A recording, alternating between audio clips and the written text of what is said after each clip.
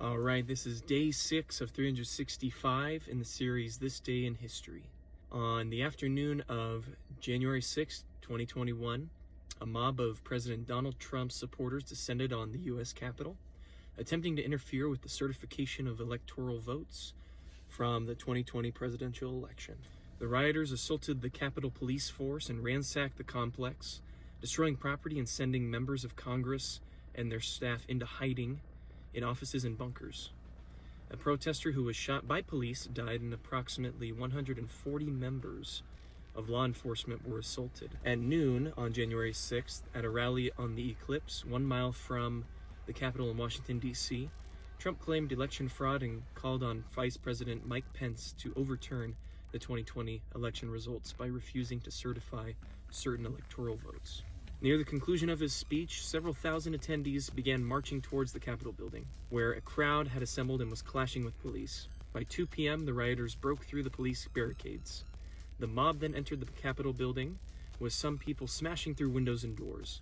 Soon after, both the Senate and House of Representatives, which were in the middle of debating a Republican objection to Arizona's electoral votes, adjourned. Vice President Vance and his family were immediately evacuated from the Senate chambers. Some members of Congress were escorted to an underground bunker, while others barricaded themselves in offices and sheltered in place in the House chamber. For several hours, rioters looted and ransacked congressional offices, including the office of House Speaker Nancy Pelosi, invaded the Senate chamber, and posed for pictures.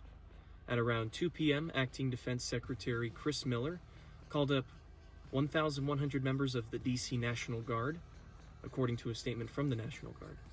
Guard members eventually secured the perimeter, allowing law enforcement and the FBI to clear the chambers and offices of the U.S. Capitol.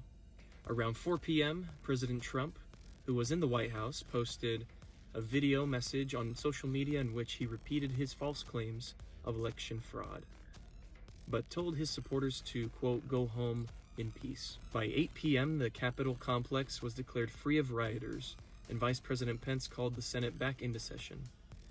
At 9 p.m., Speaker Pelosi did the same in the House. Congress voted to confirm Joe Biden's Electoral College win at 3:24 a.m. the following morning. 1 week later, President Trump was impeached for incitement of insurrection. 10 House Republicans joined Democrats in voting in favor of impeachment. Trump was found not guilty in the Senate trial, though 7 Republican senators joined Democrats in voting to convict. In July of 2021, Speaker Pelosi formed a bipartisan House Select Committee, modeled after the commission formed in the wake of the September 11th